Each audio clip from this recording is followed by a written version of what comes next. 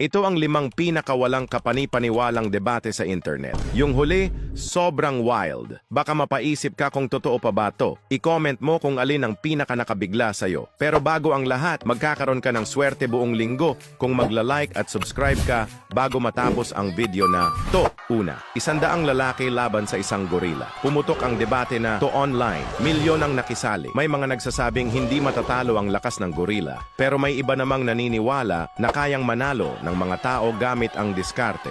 Ayon sa eksperto na si Tara Stowinski mula sa Dian Fossey Gorilla Fund, ang mga gorila ay malalakas pero kalmado at iwas gulo. Pero kapag sila'y ginulo, delikado ka. Kaya nilang manlupaypay ng kalaban. Pati mga sikat gaya ni Elon Musk at Mr. Beast nakisali na rin sa usapan. Grabe, trending talaga. Hindi lang to tungkol sa lakas. Pinapakita rin nito kung gaano tayo ka-fascinated sa mga what if na laban at kung ano ang ibig sabihin nito tungkol sa pag-iisip ng tao. Kaya ikaw, sino sa tingin mo ang mananalo? I-comment mo na.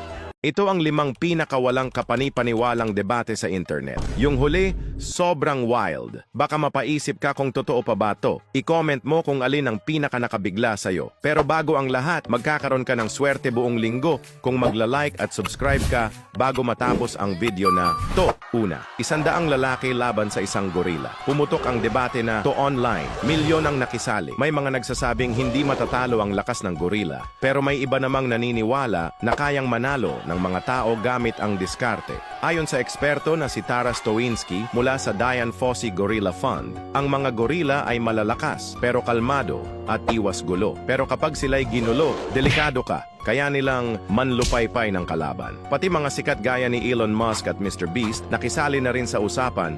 Grabe, trending talaga. Hindi lang to tungkol sa lakas. Pinapakita rin nito kung gaano tayo ka-fascinated sa mga what if na laban at kung ano ang ibig sabihin nito tungkol sa pag-iisip ng tao. Kaya ikaw, sino sa tingin mo ang mananalo? I-comment mo na.